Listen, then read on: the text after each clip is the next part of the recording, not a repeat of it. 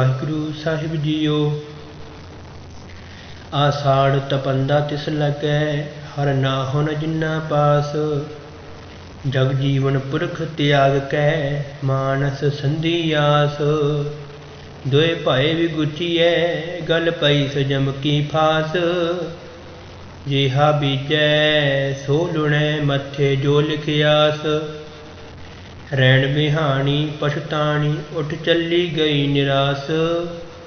जिनको साधु भेटिए, सो दरगे होए खलास। कर कृपा प्रभ अपनी, तेरे दर्शन होए प्यास। प्रभ तुद बिन दूजा को नहीं, नानक की अरदास। आषाढ़ सुहंदा तिस लगै, जिस मन हर चरण निवास।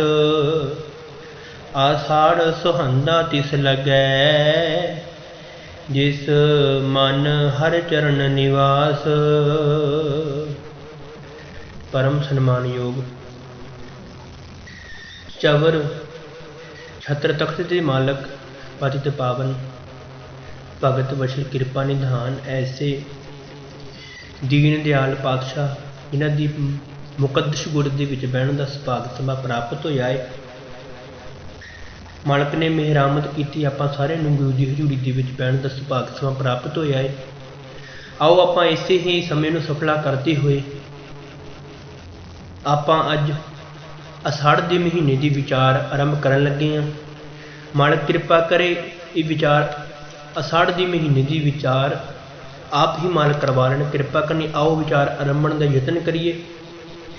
धन गुरु गोबिंद सिंह पातशाह जी वालों बख्शी हुई फतेह बुलाना करिए जी। कोई भी रसना वांझी ना रहे। दोवें हथ जोड़ के आखो जी, वाहिगुरू जी का खालसा वाहिगुरू जी की फतेह। धन गुरु अर्जन पातशाह जी ने समझाया अषाढ़ के महीने के विच, क्योंकि ये महीना तपश का महीना, यदा संकेत है तपश का, गर्मी का।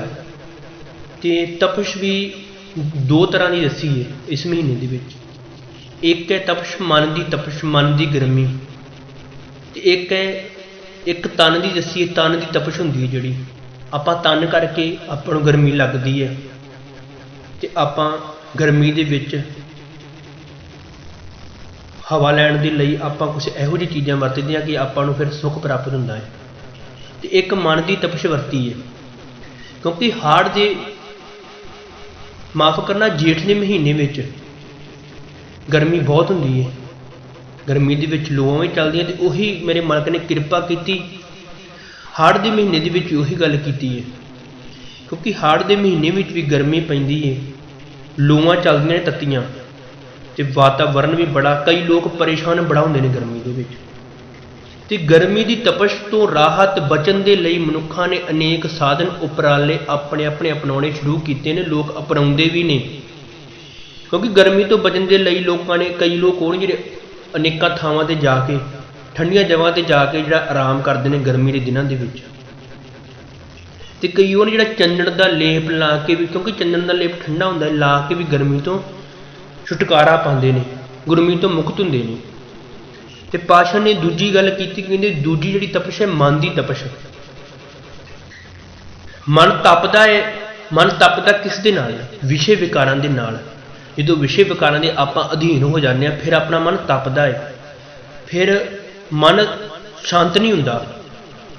ते जो अपने दे कोल काम क्रोध लोभ मोह हंकार ईर्खा द्वैश इहो जी चीज़ां हुण, फिर मन बहुत ज़्यादा तपदा। इस मन तो तपन दे बचन दे लई गुरबाणी दे विच गल कीती, कहंदे मन किदां दा है।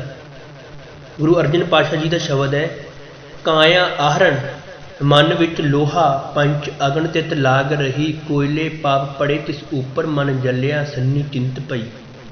कहंदे आए तेरे मन की उदाहरण, काया आहरण मन विच लोहा। कहंदे तेरा शरीर जिहड़ा ये मन लोहे की एक भट्ठी आ, ते इस भट्ठी के उत्ते मन जिहड़ा ना लोहा वा। शरीर भट्ठी है, तो भट्ठी का जिहड़ा मन लोहा वा। ते सड़दा ऐ आ जिवें पंज विकार दी विच अग बढ़ रही होवे। ते अगे गल कीती, कहंदे कोयले पाप पड़े तिस ऊपर, मन जलिया सन्नी चिंत पई। कहंदे इन्नी तपश दे नाल ये सड़ते ने, मन जलिया सन्नी चिंत पई। कहते ये पता नहीं लगता कि ये जी तपश है ये तो बचन के लिए ना कहते मन में साड़ के रख देंदी है। तो पातशाह ने गुरबाणी के एक जगह होर शब्द वरते ने, बड़े सुंदर शब्द ने जियो तपत है बारो बार, तप तप खपे बहुत बेकार। जियो तपत है बारो बार, कहते जियो कहते बार बार तपदा है, तप तप खपे बहुत बेकार। कहते तप तप के बड़े बेकार खटदा है। जै तन पानी विसर जाए, कहते जो मनुख के हिरदे चों बाणी गुरु का नाम विसर जाए, जो पक्का रोगी बिल लाए। कहते फिर एक समझ लो उन्होंने एक रोग आके जिंबड़ जाता, पक्का रोगी हो जाता है मनुख। तो गुरबाणी के विच गल की गई, कहते इन्हां तो बचन के लिए चंदन चंद ना सरद रुत, मूल ना मिटई घाम, शीतल थीवे नानका जपंदड़ो हर नाम। कहते आए हालत चंदन चंद ना सरद रुत, मूल ना मिटई घाम। कहते हर एक पासे जे मनुख नूं माया की तपश लगी हुई है, क्योंकि मनुख माया की तपश के विच, माया की गर्मी के विच, मन की जी तपश है माया की तपश मनुख के मन में चिंबड़ी हुई है आके, तो उहदे विच मनुख सड़ रहा है। तो साडा जिहड़ा गुरु एक ज्ञान का सोमा, ये शांति का सोमा है। जिन्ना चਿਰ ਅਸੀਂ ਇਹਦੇ ਕੋਲ नहीं पवांगे उन्ना चਿਰ साडा मन इस तपश तो ਦੇ ਵਿੱਚ सड़ता रहेगा, ठंडा नहीं होगा। तो पासे जिक्र किए ने पहले बंद के जिक्र करते हैं धन गुरु अर्जन पातशाह जी, कहते असाड़ तपंदा तिस लगे हर ना हन जिन्ना पास। हाड़ के महीने में कहते वो मनुख जिन्हां दियां मन सड़ रहा है, तप रहा है, परेशानियों के विच, दुखों के विच है, पर है कि कारण कहते जो परमात्मा की होंद मनुख के हिरदे के विचों मिट गई, तो मनुख को तपश ने आके घेरिया। जो परमात्मा का तो विछोड़ा हो गया, अपने मूल नालों आपां टुट गए, उदों जिहड़ा मन है आके अपने आप तपश के विच सड़दा है। तो परमात्मा जी आपां सारे अंश वां, ते अगर परमात्मा साडा ही मूल, जो आप बंदा मूल के नालों जुड़िया होया सारा, जो मूल के नाल आपां जुड़े आपां नूं सुख है, जो आप मूल के नाल टुट गए फिर दुख परेशानियां, फिर पल्ले अपनी खुआरी पैनी, होर कुछ भी पल्ले नहीं पैना प्यारिओ। तो आपां जो मूल नाल लगांगे फिर ही आपां नूं सुख प्राप्त होगा, उन्ने चिर आपां नूं सुख नहीं प्राप्त हो सकता। तो शब्द ने गुरबाणी दे विच पातशाह ने जिक्र किया, जो जी हर ते विछड़े से सुख ना वसन भैन, हर पिर बिन चैन ना पाइए खोज डिठे सब गैन। कहते परमात्मा टुट के ना मनुख नूं होर कुछ नहीं मिलता, इहदा मन तपस दे विच छड़दा है। जो भगत फरीद जी नूं पढ़दे उन्हां दा शब्द है बड़ा सोहना, कहते तप तप लो लो हाथ मरोरों, बावर होई सोशो लोरों। कहते आए समझाया, कहते तप तप लो लो हाथ मनो, कहते तपदा है मार बार मनुख का हिरदा तपदा है। गुरु तो बिना अपने को कोई नहीं, अपना मन ना सड़िया होया है। तो वाला तो वधीक बाणी के गुरु पातशाह ने जिक्र किया, पब्बर की उदाहरण लैके समझाया है। कहते जो आप मूल दिन टुट जाने फिर अपना की हो जाता है हाल।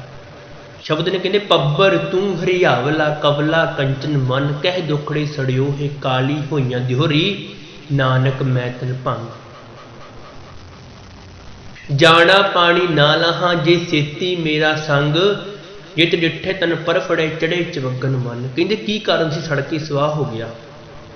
एक यही गल ना कि जो वो उदाहरण लईए आप अपने से उदाहरण ढुकाइए, जो आप अपने गुरु के नालों मूल दिन टुट जावांगे फिर प्यारे साडी की हालत हो जाएगी, फिर असीं तपश के विच सड़ांगे, क्योंकि तपश के विच मनुख सड़ रहा है गुरु तो जिहड़ा विछड़िया होया है, इन्हें अजे तक गुरु नूं प्राप्त नहीं किया। क्योंकि मनुखा दी इसलिए इस मिली से ना मनुख नूं प्राप्ति के लिए, भई प्राप्त मनुख दी हुरिया गोबिंद मिलन की एह तरी वरिया, अवर काज तेरे किते ना काम, मिल साध संगत भज केवल नाम। गुरु नूं मिलन दे लई वारी मिली सी मनुखा दी ही गोबिंद मिलन की एह तरी वरिया, पर मनुख ने चेता नहीं कहते खसम विसार खुवारी कीनी, त्रिग जीवन नहीं रहना। कहते ने संसार से जी मनुखा दी सी इनू इदा ही गवा दिता, प्राणी तू आया लाहा लैन, लगा कित को फकड़े सब मुकदी चली रहन। कहते तू प्राणी इस संसार से इस तेनू भेजा सी लाहा लैन दे लई, ਕਹਿੰਦੇ ਪਰ ਤੂੰ ਲਾਹਾ ਨਹੀਂ ਲਿਆ ਇਸ ਸੰਸਾਰ ਤੋਂ, ਇੱਦਾਂ ਹੀ ਖਾਲੀ ਮੁੜ ਚੱਲਿਆ। ਤੇ ਅੱਗੇ ਪਾਤਸ਼ਾਹ ਜੀ ਜ਼ਿਕਰ ਕਰਦੇ ਨੇ ਅਗਲੇ ਬੰਦ ਦੇ ਵਿੱਚ, ਜਗ ਜੀਵਨ ਪੁਰਖ ਤਿਆਗ ਕੈ ਮਾਨਸ ਸੰਧੀ ਆਸ। ਕਹਿੰਦੇ ਉਹ ਮਨੁੱਖ ਜਿਨ੍ਹਾਂ ਦੇ ਹਿਰਦੇ ਦੇ ਵਿੱਚ ਪਰਮਾਤਮਾ ਦਾ ਨਾਮ ਟਿਕਿਆ ਰਹਿੰਦਾ, ਆਸਰਾ ਬਣਾ ਲੈਂਦੇ ਨੇ। ਕਹਿੰਦੇ ਫਿਰ ਉਹਨਾਂ ਨੂੰ ਤਪਸ਼ ਆਦਿ ਕੁਛ ਨਹੀਂ ਕਹਿੰਦੀ, ਫਿਰ ਉਹਨਾਂ ਤੋਂ ਤਪਸ਼ ਦੂਰ ਚਲੀ ਜਾਂਦੀ ਹੈ, ਕਿਉਂਕਿ ਗੁਰੂ ਦਾ ਨਾਮ ਠੰਡਾ ਹੈ।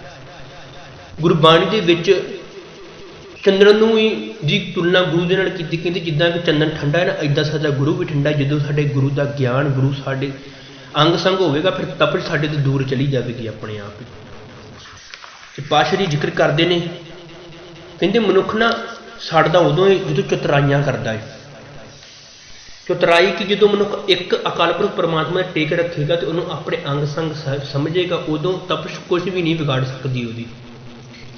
ਸੁਖਮਨੀ ਸਾਹਿਬ ਦੇ ਵਿੱਚ ਸ਼ਲੋਕ ਇੱਕ ਹੁੰਦਾ ਹੈ, ਤਜੋ ਸਿਆਣਪ ਸੁਰਜਨੋ ਸਿਮਰੋ ਹਰ ਹਰ ਰਾਏ, ਏਕ ਆਸ ਹਰ ਮਨ ਰੱਖੋ ਨਾਨਕ ਦੁਖ ਭਰਮ ਭੁ ਜਾਏ। ਕਹਿੰਦੇ ਜਦੋਂ ਸਾਰੀਆਂ ਸਿਆਣਪਾਂ ਛੱਡ ਕੇ ਤੂੰ ਇੱਕ ਅਕਾਲ ਪੁਰਖ ਪਰਮਾਤਮਾ ਦੇ ਟੇਕ ਰੱਖੇਗਾ ਨਾ, ਦੁਖ ਭਰਮ ਭੁ ਜਾਏ। ਕਹਿੰਦੇ ਫਿਰ ਤੇਰੇ ਸਾਰੇ ਜਿੰਨੇ ਤਪਸ਼ ਦਾ ਦੁੱਖ, ਤੇਰੇ ਪਰੇਸ਼ਾਨੀਆਂ ਸਾਰੀਆਂ ਦੂਰ ਹੋ ਜਾਣਗੀਆਂ। ਤੇ ਟੇਕ ਸਾਨੂੰ ਇੱਕ ਅਕਾਲ ਪੁਰਖ ਪਰਮਾਤਮਾ ਤੇ ਰੱਖਣੀ ਚਾਹੀਦੀ। ਧਰ ਜੀਅਰੇ ਇੱਕ ਟੇਕ ਤੂੰ ਲਾਹੇ ਬਿਡਾਨੀ ਆਸ, ਨਾਨਕ ਨਾਮ ਧਿਆਈਏ ਕਾਰਜ ਆਵੇ ਰਾਸ।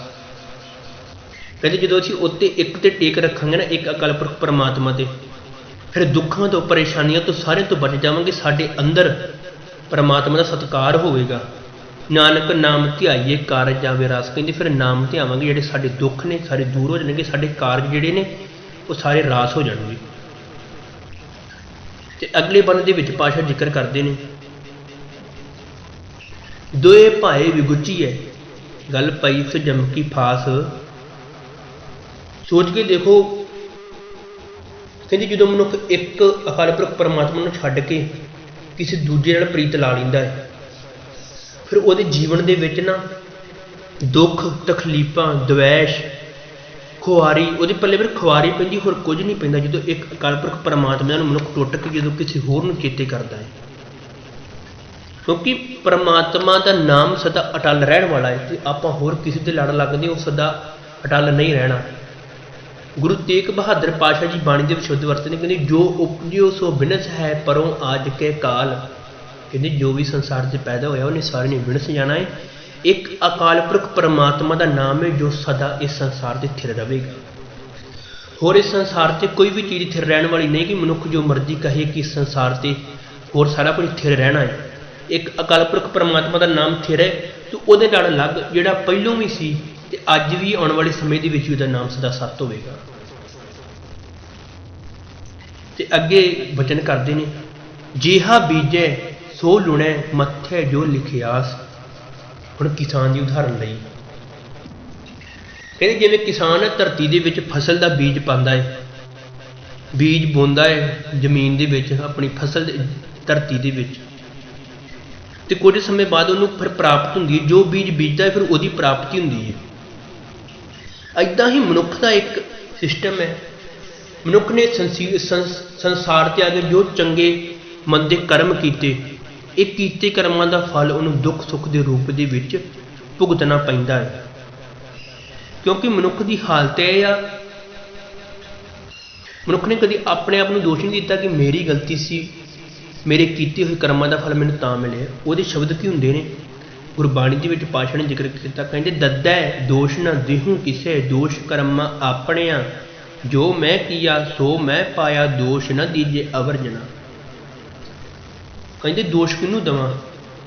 ਦੋਸ਼ ਕਰਮਾਂ ਆਪਣੇ। ਕਹਿੰਦੇ ਦੋਸ਼ ਤੇ ਮੇਰਾ, ਜੋ ਮੈਂ ਕੀਆ ਸੋ ਮੈਂ ਪਾਇਆ, ਦੋਸ਼ ਨਾ ਦੀਜੇ ਅਵਰ ਜਨਾ। ਕਹਿੰਦੇ ਜੋ ਮੈਂ ਕੀਤਾ ਉਹ ਮੈਂ ਪਾਇਆ, ਮੈਂ ਦੋਸ਼ ਕਿਉਂ ਕਿਸੇ ਨੂੰ ਦੇਵਾਂ? ਕਿਉਂਕਿ ਸਾਡੀ ਹਾਲਤ ਵੀ ਅਸੀਂ ਪਰ ਪਰਮਾਤਮਾ ਨੂੰ ਉਲਾਮੇ ਦਿੰਦੇ ਹਾਂ ਕਿ ਮੇਰੇ ਕਰਮਾਂ ਦਾ ਫਲ ਆ ਸੀ, ਮੈਨੂੰ ਕਰਮਾਂ ਦਾ ਫਲ ਮਿਲਿਆ ਕਿਉਂ ਨਹੀਂ। ਗੁਰਬਾਣੀ ਦੇ ਵਿੱਚ ਸ਼ਬਦ ਹੁੰਦੇ ਨੇ, ਜਿਹਾ ਬੀਜੇ ਸੋ ਲੁਣੇ ਕਰਮਾਂ ਫੰਦੜਾ ਖੇਤ। ਜਿਹੋ ਜਿਹਾ ਬੀਜੇਗਾ ਮਨੁੱਖਾ ਉਹੋ ਜਿਹਾ ਉਹਨੂੰ ਪ੍ਰਾਪਤ ਹੋਵੇਗਾ। ਬੀਜੇ ਬਿਖ ਮੰਗੇ ਅੰਮ੍ਰਿਤ, ਵੇਖੇ ਇਹ ਨਿਆਓ। ਕਹਿੰਦੇ ਸੋਚ ਕੇ ਵੇਖ ਮਨੁੱਖ ਦਾ ਨਿਆਂ ਕਿਹੋ ਜਿਹਾ, ਬੀਜਦਾ ਬਿਖ ਤੇ ਮੰਗਦਾ ਅੰਮ੍ਰਿਤ ਹੈ। ਕਿ ਮੈਂ ਬਿਖ ਬੀਜੀ ਤੇ ਮੈਨੂੰ ਅੰਮ੍ਰਿਤ ਜ਼ਹਿਰ ਬੀਜ ਕੇ ਤੇ ਮੈਨੂੰ ਅੰਮ੍ਰਿਤ ਪ੍ਰਾਪਤ ਹੋ ਜਾਵੇ। ਇੱਕ ਅਸਲ ਦੀ ਵਾਰ ਦੇ ਵਿੱਚ ਪਾਤਸ਼ਾਹ ਜ਼ਿਕਰ ਕਰਦੇ ਨੇ, ਫਲ ਤੇਵੇ ਹੋ ਪਾਈਏ ਜਿਵੇਂ ਹੀ ਕਾਰ ਕਮਾਈਏ। ਕਹਿੰਦੇ ਉਹੀ ਫਲ ਪ੍ਰਾਪਤ ਹੋਏਗਾ ਜਿਵੇਂ ਦੀ ਤੂੰ ਕਾਰ ਕਰੇਂਗਾ ਸੰਸਾਰ ਤੇ। ਅਗਰ ਤੂੰ ਬੁਰੇ ਕੰਮ ਕਰੇਂਗਾ ਫਿਰ ਬੁਰਾ ਨਤੀਜਾ ਮਿਲੇਗਾ, ਅਗਰ ਚੰਗੀ ਕਰੇਂਗਾ ਫਿਰ ਚੰਗਾ ਨਤੀਜਾ ਮਿਲੇਗਾ। ਗੱਲ ਹੈ ਆਪਣੀ ਕਾਰ ਕਰਨ ਦੀ, ਕਰਮ ਕਰਨ ਦੀ। ਚੰਗੇ ਕਰਮ ਕਰਾਂਗਾ ਚੰਗਾ ਫਲ ਮਿਲੇਗਾ, ਅਗਰ ਮੰਦੇ ਕਰਮ ਕਰਾਂਗੇ ਤਾਂ ਮੰਦਾ ਫਲ ਮਿਲੇਗਾ ਆਪਾਂ ਨੂੰ। ਹੁਣ ਆਪਾਂ ਦੇਖਣਾ ਆਪਾਂ ਚੰਗੇ ਕਰਨੇ ਆ ਜਾਂ ਮੰਦੇ ਕਰਨੇ, ਆਪਾਂ ਕਿਸ ਲਈ ਸੰਸਾਰ 'ਤੇ ਆਏ, ਕਿਹੜੇ ਕਰਮ ਕਰਨ ਲਈ ਸੰਸਾਰ 'ਤੇ ਆਏ ਸਾਂ। ਪਰਮਾਤਮਾ ਨੇ ਕਿਸ ਲਈ ਆਪਾਂ ਨੂੰ ਸੰਸਾਰ 'ਤੇ ਭੇਜਿਆ ਸੀ। ਤੇ ਅਗਲੇ ਬੰਨ ਦੇ ਵਿੱਚ ਜ਼ਿਕਰ ਕਰਦੇ ਨੇ, ਰਹਿਣ ਵਿਹਾਣੀ ਪਛੁਤਾਣੀ ਉੱਠ ਚੱਲੀ ਗਈ ਨਿਰਾਸ। ਕਹਿੰਦੇ ਹੁਣ ਮਨੁੱਖ ਨੇ ਕੀ ਕੀਤਾ, ਜਦੋਂ ਪਰਮਾਤਮਾ ਨੂੰ ਮਨੁੱਖ ਭੁੱਲ ਜਾਂਦਾ ਫਿਰ ਮਨੁੱਖ ਦੇ ਪੱਲੇ ਵਿਕਾਰ ਪਰੇਸ਼ਾਨੀਆਂ ਪੈਂਦੀਆਂ ਨੇ। ਫਿਰ ਸਾਰੀ ਉਮਰ ਮਨੁੱਖ ਉਹਨਾਂ ਦੇ ਵਿੱਚ ਹੀ ਬਤੀਤ ਕਰਦਾ ਹੈ। ਤੇ ਜਦੋਂ ਫਿਰ ਮਨੁੱਖ ਤੇ ਹੁਣ ਆਖਰੀ ਸਮਾਂ ਆਉਂਦਾ ਹੈ ਨਾ, ਜਦੋਂ ਫਿਰ ਹੁਣ ਪਤਾ ਹੈ ਕਿ ਸੰਸਾਰ ਤੋਂ ਚਲੇ ਜਾਣਾ ਹੈ, ਜਦੋਂ ਮੌਤ ਸਿਰ ਤੇ ਆ ਕੇ ਖਲੋਂਦੀ ਹੈ, ਫਿਰ ਮਨੁੱਖ ਨਾ ਪਛਤਾਉਂਦਾ ਹੈ। ਫਿਰ ਉਹਨੂੰ ਚੇਤਾ ਆਉਂਦਾ ਹੈ ਕਿ ਹੁਣ ਮੈਂ ਸੰਸਾਰ ਤੋਂ ਤੁਰ ਜਾਣਾ, ਮੈਂ ਪਰਮਾਤਮਾ ਨੂੰ ਚੇਤੇ ਕਰਨਾ ਵਾ। ਕਿਉਂਕਿ ਗੁਰਬਾਣੀ ਦੇ ਵਿੱਚ ਥਾਂ ਥਾਂ 'ਤੇ ਜ਼ਿਕਰ ਆਉਂਦਾ ਜਿਉਂਦੇ ਜੀ ਤੈਨੂੰ ਚਾਹੀਦਾ ਸੀ। ਭਗਤ ਕਬੀਰ ਜੀ ਦਾ ਬਚਨ ਹੈ, ਕਹਿੰਦੇ ਕਬੀਰ ਲੂਟਣਾ ਹੈ ਤਾਂ ਲੂਟ ਲੈ, ਰਾਮ ਨਾਮ ਹੈ ਲੂਟ, ਫਿਰ ਪਾਛੇ ਪਛਤਾਓਗੇ ਪ੍ਰਾਣ ਜਾਏਂਗੇ ਛੂਟ। ਕਹਿੰਦੇ ਲੁੱਟਣ ਦੀ ਵਾਰੀ ਜਿੰਨਾ ਮਰਜ਼ੀ ਰੱਬ ਦਾ ਨਾਮ ਲੁੱਟ ਲੈ ਪਰਮਾਤਮਾ ਦਾ, ਕਹਿੰਦੇ ਫਿਰ ਪਾਛੇ ਪਛਤਾਓਗੇ। ਕਹਿੰਦੇ ਫਿਰ ਤੂੰ ਪਛਤਾਉਣਾ ਹੈ ਜਦੋਂ ਪ੍ਰਾਣ ਜਾਏਂਗੇ ਛੂਟ। ਕਹਿੰਦੇ ਜਦੋਂ ਤੇਰੇ ਪ੍ਰਾਣ ਨਿਕਲਦੀ ਵਾਰੀ ਆ ਗਈ, ਜਦੋਂ ਸੰਸਾਰ ਤੋਂ ਜਾਣ ਦੀ ਵਾਰੀ ਆ ਗਈ, ਜਦੋਂ ਤੇਰੀ ਮੌਤ ਤੇਰੇ ਸਿਰ ਦੇ ਉੱਤੇ ਤੈਨੂੰ ਆ ਕੇ ਮੌਤ ਨੇ ਘੇਰਿਆ, ਫਿਰ ਤੈਨੂੰ ਚੇਤਾ ਆਉਣਾ ਹੈ ਕਿ ਮੈਂ ਹੁਣ ਪਰਮਾਤਮਾ ਨੂੰ ਚੇਤੇ ਕਰ ਲੈਂਦਾ। ਕਿਉਂਕਿ ਪਰਮਾਤਮਾ ਨੂੰ ਆਪਾਂ ਨੂੰ ਬਾਲ ਜਵਾਨੀ ਅਰ ਬਿਰਧ ਫੁਨ ਤੀਨ ਅਵਸਥਾ ਜਾਣ, ਇਹ ਤਿੰਨਾਂ ਅਵਸਥਾ ਦੇ ਵਿੱਚ ਪਰਮਾਤਮਾ ਨੂੰ ਆਪਣੇ ਅੰਗ ਸੰਗ ਸਮਝਣਾ ਚਾਹੀਦਾ ਕਿ ਪਰਮਾਤਮਾ ਹਰ ਸਮੇਂ ਸਾਡੇ ਅੰਗ ਸੰਗ ਹੈ। ਤੇ ਜਦੋਂ ਅਸੀਂ ਪਰਮਾਤਮਾ ਨੂੰ ਅੰਗ ਸੰਗ ਸਮਝੇਗਾ ਫਿਰ ਅਸੀਂ ਤਿੰਨਾਂ ਅਵਸਥਾ ਦੇ ਵਿੱਚ ਪਰਮਾਤਮਾ ਦਾ ਸਿਮਰਨ ਕਰਾਂਗੇ, ਪਰਮਾਤਮਾ ਨੂੰ ਚੇਤੇ ਰੱਖਾਂਗੇ। ਭਗਤ ਰਵਿਦਾਸ ਨੇ ਗੱਲ ਕੀਤੀ, ਕਹਿੰਦੇ ਕਹਿ ਰਵਿਦਾਸ ਹਾਥ ਪੈ ਨੇਰੇ ਸਹਿਜੇ ਹੋਏ ਸੋ ਹੋਈ। ਕਹਿੰਦੇ ਕਿ ਤੈਨੂੰ ਦੂਰ ਨਾ ਸਮਝ, ਇਹਨੂੰ ਆਪਣੇ ਅੰਗ ਸੰਗ ਸਮਝ ਤੇ ਇਹਨੂੰ ਚੇਤੇ ਕਰ, ਇਹਦੇ ਨਾਮ ਦਾ ਵਪਾਰ ਕਰ। ਮਨੁੱਖ ਨਾ ਗੁਰੂ ਦੇ ਗਿਆਨ ਦਾ ਵਪਾਰ ਕਰਨ ਲਈ ਸੰਸਾਰ 'ਚ ਆਇਆ ਸੀ। ਮਨੁੱਖ ਨੇ ਵਪਾਰ ਕੀਤਾ ਨਹੀਂ ਗੁਰੂ ਦੇ ਗਿਆਨ ਦਾ, ਮਨੁੱਖ ਹੋਰ ਹੀ ਵਪਾਰੀ ਬਣ ਕੇ ਰਹਿ ਗਿਆ, ਹੋਰ ਹੀ ਕੰਮਾਂ ਦਾ ਵਪਾਰ ਕਰਨ ਲੱਗ ਪਿਆ ਸੰਸਾਰ 'ਤੇ ਆ ਕੇ। ਤੇ ਜ਼ਿਕਰ ਕਰਦੇ ਨੇ, ਕਹਿੰਦੇ ਜਿਨ ਕੋ ਸਾਧੂ ਭੇਟੀਐ ਸੋ ਦਰਗੇ ਹੋਏ ਖਲਾਸ। ਹੁਣ ਗੱਲ ਕੀਤੀ, ਕਹਿੰਦੇ ਜਿਹੜੇ ਵਡਭਾਗੀ ਮਨੁੱਖ, ਜਿਹੜੇ ਗੁਰੂ ਵਾਲੇ ਬਣ ਜਾਂਦੇ, ਜਿਨ੍ਹਾਂ ਨੇ ਗੁਰੂ ਨੂੰ ਚੇਤੇ ਕਰ ਲਿਆ, ਗੁਰੂ ਦੀ ਦਰਗਾਹ ਦੇ ਵਿੱਚ ਆ ਕੇ ਗੁਰੂ ਦਾ ਸਿਮਰਨ ਕਰ ਲਿਆ, ਕਹਿੰਦੇ ਉਹ ਫਿਰ ਇਸ ਸੰਸਾਰ ਤੇ ਬੰਧਨ ਤੋਂ ਮੁਕਤੀ ਪ੍ਰਾਪਤ ਕਰਦੇ ਨੇ। ਰੱਬ ਦੀ ਦਰਗਾਹ ਦੇ ਵਿੱਚ ਉਹਨਾਂ ਨੂੰ ਪ੍ਰਾਪਤੀ ਮਿਲਦੀ ਹੈ, ਆਨੰਦ ਮਾਣਦੇ ਨੇ।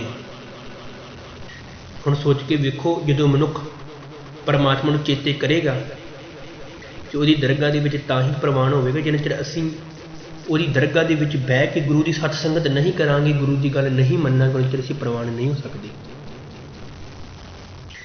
ਤੇ ਇੱਕ ਜਗ੍ਹਾ ਭਗਤ ਕਬੀਰ ਜੀ ਦਾ ਜ਼ਿਕਰ ਹੋਰ ਵੀ ਹੈ। ਖਾਲੀ ਇਹ ਨਹੀਂ ਕਿ ਗੁਰੂ ਦੇ ਕੋਲ ਬਹਿ ਕੇ ਗੁਰੂ ਦੀ ਸਤ ਸੰਗਤ ਕਰਕੇ ਅਸੀਂ ਉਹਦੀ ਦਰਗਾਹ ਦੇ ਵਿੱਚ ਬਹਿ ਕੇ ਮੁਕਤ ਹੋ ਜਾਵਾਂਗੇ। ਜਿੰਨਾ ਚਿਰ ਅਸੀਂ ਗੁਰੂ ਦੇ ਲੜ ਨਹੀਂ ਲੱਗਾਂਗੇ ਤੇ ਮੁਕਤ ਨਹੀਂ ਹੋਵਾਂਗੇ। ਕਿਉਂਕਿ ਕਈ ਵਾਰ ਗੁਰੂ ਦੀ ਹਜ਼ੂਰੀ ਦੇ ਵਿੱਚ ਬੈਠਾ ਵੀ ਬੰਦਾ ਮੁਕਤ ਨਹੀਂ ਹੁੰਦਾ। ਕਬੀਰ ਬਾਂਸ ਬੜਾਈ ਬੁੱਢਿਆ, ਇਉ ਮਤ ਬੁੱਢੋ ਕੋਈ, ਚੰਦਨ ਕੇ ਨਿਕਟੇ ਬਸੇ ਬਾਂਸ ਸੁਗੰਧਨ ਹੋਈ। ਕਹਿੰਦੀ ਆਹ ਹਾਲ ਤੇ ਚੰਦਨ ਦੇ ਨਿਕਟ ਬਾਂਸ, ਕਹਿੰਦੀ ਉਹਦੀ ਸਾਰ ਨਹੀਂ ਲੈ ਸਕਦਾ, ਸਮੈਲ ਨਹੀਂ ਉਹਦੇ ਵਿੱਚੋਂ ਆ ਸਕਦੀ ਬਾਂਸ ਦੇ ਵਿੱਚ, ਕਿਉਂਕਿ ਬਾਂਸ ਕੁੱਖਲ ਹੁੰਦਾ ਹੈ। ਕਹਿੰਦੇ ਕਿਤੇ ਸਿੱਖਾ ਤੇਰੀ ਵੀ ਇਹੀ ਹਾਲਤ ਨਹੀਂ, ਤੂੰ ਗੁਰੂ ਦੀ ਗੋਦ ਦੇ ਵਿੱਚ ਬਹਿ ਕੇ ਗੁਰੂ ਤੋਂ ਮੁਕਤ ਹੋਣਾ ਹੈ। ਤੇ ਕਿਤੇ ਚੰਦਨ ਦੇ ਕੋਲ ਬਾਂਸ ਦਾ ਦਰਖਤ ਹੁੰਦਾ ਤੇ ਉਹ ਮੁਕਤ ਨਹੀਂ ਹੋ ਸਕਦਾ। ਕਿਤੇ ਤੂੰ ਵੀ ਇੱਦਾਂ ਗੁਰੂ ਦੇ ਕੋਲ ਨਾ ਪਵੇਂ ਕਿ ਤੂੰ ਵੀ ਮੁਕਤ ਨਾ ਹੋਵੇ। ਇੱਦਾਂ ਪਵੇਂ ਗੁਰਬਾਣੀ ਪੜ੍ਹੀ, ਗੁਰੂ ਦੇ ਲੜ ਲੱਗੀ ਕਿ ਤੈਨੂੰ ਵੀ ਗੁਰੂ ਜੀ ਆਪਣੀ ਗਲਵੱਕੜੀ ਦੇ ਵਿੱਚ ਲੈਣ, ਤੈਨੂੰ ਮੁਕਤ ਕਰ ਦੇਣ, ਤੈਨੂੰ ਸੁੱਖ ਦੀ ਪ੍ਰਾਪਤੀ ਹੋਵੇ, ਤੇਰੀ ਤਪਸ਼ ਸਾਰੀ ਖਤਮ ਹੋ ਜਾਵੇ, ਮਨ ਦੀ ਤਪਸ਼ ਜਿੰਨੀ ਗੁਰੂ ਦੀ ਹਜ਼ੂਰੀ ਵਿੱਚ ਬਹਿ ਕੇ। ਤੇ ਅੱਗੇ ਗੱਲ ਕਰਦੇ ਨੇ, ਕਹਿੰਦੇ ਜਿਨ ਕੋ ਸਾਧੂ ਭੇਟੀਐ ਸੋ ਦਰਗੀ ਹੋਏ ਖਲਾਸ। ਕਹਿੰਦੇ ਰੱਬ ਦੀ ਦਰਗਾਹ ਦੇ ਵਿੱਚ ਬਹਿ ਕੇ ਮਨੁੱਖ ਨੂੰ ਪ੍ਰਾਪਤੀ ਹੋਣੀ ਹੈ ਉਸ ਨਾਮ ਦੀ, ਗੁਰੂ ਦੇ ਨਾਮ ਦੀ, ਜਿਨ੍ਹਾਂ ਤੋਂ ਮਨੁੱਖ ਬਹੁਤ ਦੂਰ ਪਹੁੰਚ ਚੁੱਕਾ ਹੈ। ਕਰ ਕਿਰਪਾ ਪ੍ਰਭ ਆਪਣੀ ਤੇਰੇ ਦਰਸ਼ਨ ਹੋਏ ਪਿਆਸ। ਕਹਿੰਦੇ ਜਦੋਂ ਉਹਦੀ ਕਿਰਪਾ ਹੋਣੀ ਹੈ, ਕਰ ਕਿਰਪਾ ਪ੍ਰਭ ਆਪਣੀ ਤੇਰੇ ਦਰਸ਼ਨ ਹੋਏ ਪਿਆਸ। ਕਹਿੰਦੇ ਜਦੋਂ ਦੀ ਕਿਰਪਾ ਹੋ ਗਈ ਫਿਰ ਮੇਰੇ ਮਨ ਦੇ ਅੰਦਰ ਤਾਂਘ ਪ੍ਰਾਪਤ ਹੋਣੀ ਹੈ ਪਰਮਾਤਮਾ ਨੂੰ ਮਿਲਣ ਦੀ, ਪਰਮਾਤਮਾ ਨੂੰ ਮਿਲਿਆ ਜਾਵੇ। ਤੇ ਜਿਹੜੀ ਗੱਲ ਕੀਤੀ ਭਗਤ ਰਵਿਦਾਸ ਜੀ ਨੇ, ਕਹਿੰਦੇ ਬਹੁਤ ਜਨਮ ਵਿਛਰੇ ਥੇ ਮਾਧੋ ਇਹ ਜਨਮ ਤੁਮਾਰੇ ਲੇਖੇ, ਕਹੇ ਰਵਿਦਾਸ ਆਸ ਲੱਖ ਜੀਵੋਂ ਚਿਰ ਭਇਓ ਦਰਸ਼ਨ ਦੇਖੇ। ਕਹਿੰਦੇ ਬੜੇ ਜਨਮ ਮੈਂ ਵਿਛੜਿਆ ਹੋ ਗਿਆ, ਮੈਨੂੰ ਕਿਰਤ ਕਰਮ ਕੇ ਵਿਛੜੇ ਕਰ ਕਿਰਪਾ ਮਿਲੋ ਰਾਮ। ਕਹਿੰਦੇ ਅਸੀਂ ਵਿਛੜੇ ਹੋਏ ਹਾਂ, ਸਾਨੂੰ ਆਪਣੇ ਨਾਲ ਮੇਲ ਲੈ ਪਰਮਾਤਮਾ, ਆਪਣੇ ਨਾਲ ਸਾਨੂੰ ਆਪਣੇ ਅੰਗ ਸੰਗ ਸਮਝ, ਸਾਡਾ ਪੱਲਾ ਫੜ, ਸਾਨੂੰ ਆਪਣੀ ਗਲਵੱਕੜੀ ਦੇ ਵਿੱਚ ਲੈ। ਤੇ ਭਗਤ ਰਵਿਦਾਸ ਜੀ ਨੇ ਵੀ ਗੱਲ ਕੀਤੀ ਬਹੁਤ ਜਨਮ ਵਿਛੜੇ ਥੇ ਮਾਧੋ, ਕਹਿੰਦੇ ਕਈਆਂ ਜਨਮਾਂ ਦੇ ਵਿਛੜੇ ਹੋਏ ਸਾਂ, ਇਹ ਜਨਮ ਤੁਮਾਰੇ ਲੇਖੇ। ਕਹਿੰਦੇ ਜਿਹੜਾ ਜਨਮ ਮਿਲਿਆ ਤੇਰੇ ਲੇਖੇ ਲਾਉਣ ਦੇ ਲਈ, ਤੈਨੂੰ ਚੇਤੀ ਕਰਨ ਦੇ ਲਈ ਮਿਲਿਆ ਹੈ। ਕਹੇ ਰਵਿਦਾਸ ਆਸ ਲੱਖ ਜੀਵੋਂ ਚਿਰ ਭਇਓ ਦਰਸ਼ਨ ਦੇਖੇ। ਕਹਿੰਦੇ ਤੇਰੇ ਦਰਸ਼ਨ ਦੇਖਣ ਕਿੰਨਾ ਚਿਰ ਹੋ ਗਿਆ, ਹੁਣ ਤੇ ਮੇਰੇ ਮਨ 'ਚ ਬੜੀ ਤਾਂਘ ਹੈ ਤੇਰੇ ਦਰਸ਼ਨ ਕਰਨ ਨੂੰ। ਤੇ ਦਰਸ਼ਨ ਪਿਆਸੀ ਦਿਨਸ ਰਾਤ ਚਿਤਵੋਂ ਅਣਦਿਨ ਨੀਤ, ਖੋਲ ਕਪਟ ਗੁਰ ਮਿਲਿਆ ਨਾਨਕ ਹਰ ਸੰਗ ਮੀਤ। ਦਰਸ਼ਨ ਪਿਆਸੀ ਦਿਨਸ ਰਾਤ ਚਿਤਵੋਂ ਅਣਦਿਨ ਮੀਤ। ਕਹਿੰਦੇ ਤੇਰੇ ਮੈਂ ਦਰਸ਼ਨ ਕਰਕੇ ਤੈਨੂੰ ਅਣਦਿਨ ਤੈਨੂੰ ਨਿਤ ਦੀ ਚਿਤਵੋਂ ਅਣਦਿਨ ਨੀਤ, ਖੋਲ ਕਪਟ ਗੁਰ ਮਿਲਿਆ ਨਾਨਕ ਹਰ ਸੰਗ ਮੀਤ। ਕਹਿੰਦੇ ਮੈਂ ਤੇਰੇ ਨਾਲ ਆ ਕੇ ਮਿਲ ਜਾਵਾਂ, ਮੈਨੂੰ ਤੇਰਾ ਗਿਆਨ ਪ੍ਰਾਪਤ ਹੋ ਜਾਵੇ। ਜੋ ਮੰਗੇ ਠਾਕੁਰ ਆਪਣੇ ਤੇ ਸੋਈ ਸੋਈ ਦੇਵੇ। ਇਸ ਪਾਤਸ਼ਾਹ ਦੇ ਕੋਲ ਆ ਕੇ ਜੋ ਗੁਰੂ ਦੇ ਗਿਆਨ ਦੀ ਗੱਲ ਮੰਗੇਗਾ ਤੈਨੂੰ ਸਾਰੀਆਂ ਦਾਤਾਂ ਪ੍ਰਾਪਤ ਹੋਣਗੀਆਂ, ਪਰ ਇਹਦੇ ਕੋਲ ਤੈਨੂੰ ਆਉਣਾ ਪਵੇਗਾ ਆਪਣੀਆਂ ਸਿਆਣਪਾਂ ਬਾਹਰ ਛੱਡ ਕੇ ਸਾਰੀਆਂ। ਤਜਹੁ ਸਿਆਣਪ ਸੁਰਜਨੋ ਸਿਮਰੋ ਹਰ ਹਰ ਰਾਏ, ਏਕ ਆਸ ਹਰ ਮਨ ਰੱਖੋ ਨਾਨਕ ਦੁਖ ਭਰਮ ਭੁ ਜਾਏ। ਆਹ ਸਾਨੂੰ ਗੱਲ ਧਾਰਨ ਕਰਨੀ ਪਵੇਗੀ। ਜਿੰਨੀਆਂ ਸਾਡੀਆਂ ਆਪਣੀਆਂ ਚਤਰਾਈਆਂ ਨਾ ਸਾਰੀਆਂ ਸਾਨੂੰ ਬਾਹਰ ਛੱਡ ਕੇ ਆਉਣੀਆਂ ਆਪਣੇ ਗੁਰੂ ਦੇ ਦਰਬਾਰ ਦੇ ਵਿੱਚ। ਫਿਰ ਅਸੀਂ ਜੋ ਮੰਗਾਂਗੇ ਉਹ ਸਾਨੂੰ ਪਰਮਾਤਮਾ ਦੇਏਗਾ, ਕਿਉਂਕਿ ਪਰਮਾਤਮਾ ਦਾਤਾ ਦੇਣ ਵਾਲਾ, ਅਸੀਂ ਦਾਤਾ ਲੈਣ ਵਾਲੇ। ਦੇਂਦਾ ਦੇ ਲੈਂਦੇ ਥਕ ਪਾਹੇ। ਪਰ ਗੱਲ ਇਹ ਨਾ ਕਿ ਸਾਨੂੰ ਲੈਣ ਦਾ ਢੰਗ ਨਹੀਂ ਆਇਆ, ਲੈਣੀ ਕਿਸ ਢੰਗ ਦੇ ਨਾਲ ਸੀ। ਜਦੋਂ ਸਾਨੂੰ ਢੰਗ ਆ ਜਾਏਗਾ ਫਿਰ ਪਰਮਾਤਮਾ ਦਾਤਾ ਦਿੰਦਾ, ਅਸੀਂ ਲੈਂਦੇ ਥੱਕ ਜਾਂਦੇ ਹਾਂ। ਪਰ ਸਾਨੂੰ ਢੰਗ ਨਹੀਂ ਆਇਆ ਜੇ ਲੈਣ ਦਾ, ਕਿਸੇ ਦਾਤ ਪਰਮਾਤਮਾ ਤੋਂ ਲੈਣੀ ਕਿਸ ਤਰੀਕੇ ਆ। ਕਹਿੰਦੇ ਪ੍ਰਭ ਤੁਧ ਬਿਨ ਦੂਜਾ ਕੋ ਨਹੀਂ ਨਾਨਕ ਕੀ ਅਰਦਾਸ। हे ਪਰਮਾਤਮਾ ਤੇਰੇ ਤੋਂ ਬਗੈਰ ਕਹਿੰਦੇ ਹੋਰ ਮੈਂ ਕਿਹਦੇ ਅੱਗੇ ਅਰਜ਼ੋਈ ਕਰਾਂ, ਤੇਰੇ ਅੱਗੇ ਅਰਜ਼ੋਈ ਬੇਨਤੀ ਕਰਦਾ ਮੇਰੀ ਪੂਰੀ ਹੋ ਜਾਂਦੀ ਹੈ। ਪ੍ਰਭ ਤੁਧ ਬਿਨ ਦੂਜਾ ਕੋ ਨਹੀਂ ਨਾਨਕ ਕੀ ਅਰਦਾਸ। ਕਹਿੰਦੇ ਮੈਂ ਤੇਰੇ ਤੋਂ ਬਿਨਾਂ ਹੋਰ ਮੇਰਾ ਕੋਈ ਵੀ ਅਰਦਾਸ ਬੇਨਤੀ ਅਰਜ਼ੋਈ ਪੂਰੀ ਕਰਨ ਵਾਲਾ ਨਹੀਂ ਹੈ। ਇੱਕ ਮਾਲਕ ਹੀ ਹੈ ਜਿਹੜਾ ਮੇਰੀ ਅਰਜ਼ੋਈ ਬੇਨਤੀ ਅਰਦਾਸ ਪ੍ਰਵਾਨ ਕਰਦਾ ਹੈ। ਮੈਂ ਤਾਣ ਦੀਵਾਨ ਤੂੰ ਹੈ ਮੇਰੇ ਸੁਆਮੀ, ਮੈਂ ਤੁਧ ਆਗੇ ਅਰਦਾਸ, ਮੈਂ ਹੋਰ ਥਾਉ ਨਾਹੀਂ ਜਿਸ ਪੇ ਕਰੋ ਬੇਨਤੀ, ਮੇਰਾ ਦੁੱਖ ਸੁੱਖ ਤੁਝ ਹੀ ਪਾਸ। ਕਹਿੰਦੇ ਮੈਂ ਕਿਹਦੇ ਅੱਗੇ ਹੋਰ ਅਰਦਾਸ ਬੇਨਤੀ ਕਰਾਂ, ਮੈਂ ਹੋਰ ਥਾਉ ਨਾਹੀਂ ਜਿਸ ਪੇ ਕਰੋ ਬੇਨਤੀ, ਮੇਰਾ ਦੁੱਖ ਸੁੱਖ ਤੁਝ ਹੀ ਪਾਸ। ਕਹਿੰਦੇ ਸੁੱਖ ਵੀ ਤੇਰੇ ਕੋਲ ਤੇ ਦੁੱਖ ਵੀ ਤੇਰੇ ਕੋਲ, ਤੂੰ ਹੀ ਦੁੱਖ ਦੇਣਾ ਤੂੰ ਹੀ ਸੁੱਖ ਦੇਣਾ, ਸਾਰਾ ਕੁਝ ਤੇਰੇ ਕੋਈ, ਮੈਂ ਹੋਰ ਕਿਹਦੇ ਅੱਗੇ ਅਰਦਾਸ ਬੇਨਤੀ ਜਾ ਕੇ ਕਰਾਂ। ਤੇ ਆਖਰੀ ਬੰਦ ਦੇ ਵਿੱਚ ਜ਼ਿਕਰ ਕਰਦੇ ਨੇ ਆਸਾੜ ਸੁਹੰਦਾ ਤਿਸ ਲੱਗੇ ਜਿਸ ਮਨ ਹਰ ਚਰਨ ਨਿਵਾਸ। ਕਹਿੰਦੇ ਉਹ ਮਨੁੱਖ ਅਸਾੜ ਦੀ ਮਹੀਨੇ ਦੇ ਵਿੱਚ ਉਹ ਜਗਿਆਸੂ, ਉਹਦਾ ਮਨ ਉਹਦਾ ਤਨ ਕਹਿੰਦੇ ਸੁਹਾਵਣਾ ਵਾ, ਸੁਖਦਾਈ ਬਤੀਤ ਹੁੰਦਾ ਹੈ, ਜਿਹਨੇ ਆਪਣੇ ਅੰਗ ਸੰਗ ਪਰਮਾਤਮਾ ਦਾ ਨਾਮ ਆਪਣੇ ਨਿਵਾਸ ਆਪਣੇ ਹਿਰਦੇ ਦੇ ਵਿੱਚ ਚਿੱਤ ਦੇ ਵਿੱਚ ਵਸਾਇਆ ਹੋਇਆ। ਕਿਉਂਕਿ ਉਹਨਾਂ ਚਿਰ ਅਸਾੜ ਸੁਹੰਦਾ ਤਿਸ ਲੱਗੇ ਜਿਸ ਮਨ ਹਰ ਚਰਨ ਨਿਵਾਸ। ਕਿਉਂਕਿ ਜਿਨ੍ਹੇ ਆਪਣੇ ਮਨ ਦੇ ਨਾਲ ਅੰਗ ਸੰਗ ਪਰਮਾਤਮਾ ਨੂੰ ਸਮਝਿਆ ਹੈ, ਜਿੰਨਾ ਉਹਦਾ ਹੀ ਮਨ ਜਿਹੜਾ ਸੁਹਾਵਣਾ ਵਾ, ਸੁਖਦਾਈ ਆਨੰਦਮਈ ਆ, ਤੇ ਉਹਨੇ ਹੀ ਸੁੱਖ ਪ੍ਰਾਪਤ ਕੀਤਾ ਹੈ। ਕਿਉਂਕਿ ਸਾਨੂੰ ਪਰਮਾਤਮਾ ਨੂੰ ਆਪਣੇ ਅੰਗ ਸੰਗ ਸਮਝਣਾ ਚਾਹੀਦਾ। ਆਪਾਂ ਪਰਮਾਤਮਾ ਮਨੁੱਖ ਦੇ ਹੀ ਇਸ ਲਈ ਤੇ ਮਿਲੀ ਸੀ, ਜਿਹੜੀ ਆਪਣੇ ਗਵਾ ਦਿੱਤੀ ਪ੍ਰਾਣੀ ਤੂੰ ਆਇਆ ਲਾਹਾ ਲੈਣ ਲੱਗਾ, ਕਿਤ ਕੋ ਪਕੜੇ ਸਭ ਮੁੱਕਦੀ ਚੱਲੀ ਰਹਿਣ। ਤੂੰ ਆਇਆ ਸੀ ਲਾਹਾ ਲੈਣ ਦੇ ਲਈ, ਤੇ ਪਰ ਤੂੰ ਲਾਹਾ ਲਿਆ ਨਹੀਂ, ਇਹ ਜਿਹੜੀ ਦੇਹੀ ਮਿਲੀ ਸੀ ਇਹਨੂੰ ਨਾ ਤੂੰ ਅਜਾਈ ਗਵਾ ਦਿੱਤਾ। ਕਿਉਂਕਿ ਕਈਆਂ ਜੂਨਾਂ ਤੋਂ ਬਾਅਦ ਮਨੁੱਖਾ ਦੇਹੀ ਪ੍ਰਾਪਤ ਹੋਈ ਹੈ, ਤੇ ਪ੍ਰਾਪਤ ਇਸ ਲਈ ਹੋਈ ਸੀ ਪ੍ਰਾਣੀ ਪਰਮਾਤਮਾ ਨੂੰ ਮਿਲਿਆ ਜਾਵੇ। ਧੰਨ ਗੁਰੂ ਤੇਗ ਬਹਾਦਰ ਪਾਤਸ਼ਾਹ ਵੀ ਜ਼ਿਕਰ ਕਰਦੇ ਨੇ, ਕਹਿੰਦੇ ਗੁਣ ਗੋਬਿੰਦ ਗਾਇਓ ਨਹੀਂ ਜਨਮ ਆਕਾਰਥ ਕੀਨ, ਕਾਹੋ ਨਾਨਕ ਭਜ ਹਰ ਮਨਾ ਜਿਹੇ ਬਿਦ ਜਲ ਕੋ ਮੀਨ। ਕਹਿੰਦੇ ਤੂੰ ਗੁਣ ਨਹੀਂ ਗਾਏ ਪਰਮਾਤਮਾ ਦੀ ਵਿਅਸਤ ਗਵਾ ਦਿੱਤੀ ਤੇ ਤੂੰ ਐਦਾਂ ਲੀਨ ਹੋ ਜਾ ਪਰਮਾਤਮਾ ਨਾਲ ਜਿਵੇਂ ਮੱਛੀ ਪਾਣੀ ਦੇ ਵਿੱਚ ਹੈ। ਐਦਾਂ ਪਰਮਾਤਮਾ ਨੂੰ ਆਪਣੇ ਅੰਗ ਸੰਗ ਸਮਝ,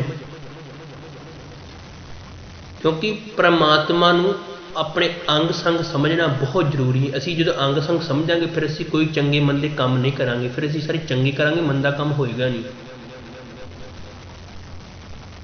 ਇਸੇ ਕਰਕੇ ਪਰਮਾਤਮਾ ਨੂੰ ਆਪਣੇ ਅੰਗ ਸੰਗ ਸਮਝੀਏ। ਮਾਲਕ ਕਿਰਪਾ ਕਰੇ, ਮਿਹਰਮਤ ਕਰੇ। ਇਹ ਸੀ ਅਸਾੜ ਦੇ ਮਹੀਨੇ ਦੀ ਵਿਚਾਰ। ਮਾਲਕ ਨੇ ਆਪ ਮਿਹਰ ਭਰੇ ਹੱਥ ਰੱਖ ਕੇ ਆਪਣੇ ਸਿਰ ਤੇ ਕਿਰਪਾ ਕੀਤੀ। ਮਾਲਕ ਨੇ ਨਜ਼ਰ ਦ੍ਰਿਸ਼ਟ ਕਰਕੇ ਵਿਚਾਰ ਕਰਵਾ ਲਈ ਹੈ ਤੇ ਕਥਾ ਵਿਚਾਰਾਂ ਕਰਦਿਆਂ ਇੱਕ ਨਹੀਂ ਅਨੇਕਾਂ ਹੀ ਪ੍ਰਕਾਰ ਦੀਆਂ ਗਲਤੀਆਂ ਹੋ ਗਈਆਂ ਹੋਣਗੀਆਂ। ਅਣਜਾਣ ਬੱਚੇ ਆ, ਮਾਫ਼ ਕਰਨਾ, ਕਿਉਂਕਿ ਵਿਚਾਰ ਇਸ ਲਈ ਆਪਾਂ ਥੋੜ੍ਹੇ ਸਮੇਂ ਲਈ ਕੀਤੀ ਗਈ ਹੈ।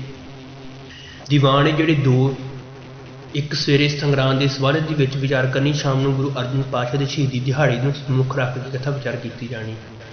ਇਸ ਕਰਕੇ ਦੋਵੇਂ ਸਮੇਂ ਵੰਡੇ ਸੀ, ਇੱਕ ਸਵੇਰ ਦਾ ਦੀਵਾਨ ਅਤੇ ਇੱਕ ਸ਼ਾਮ ਦਾ ਦੀਵਾਨ। ਆਪਾਂ ਇਸ ਕਰਕੇ ਇਹ ਜਿਹੜੀ ਵਿਚਾਰ ਹੈ ਆਪਾਂ ਸੰਖੇਪ ਰੂਪ ਦੇ ਵਿੱਚ ਕੀਤੀ। ਮਾਲਕ ਕਿਰਪਾ ਕਰੇ, ਸਮਰਥ ਬੁੱਧ ਬਖਸ਼ਿਸ਼ ਕਰੇ। ਅੰਤ ਨੂੰ ਬੁਲਾਓ ਜੀ, ਫਤਿਹ ਆਖੋ ਜੀ। ਵਾਹਿਗੁਰੂ ਜੀ ਕਾ ਖਾਲਸਾ, ਵਾਹਿਗੁਰੂ ਜੀ ਕੀ ਫਤਿਹ।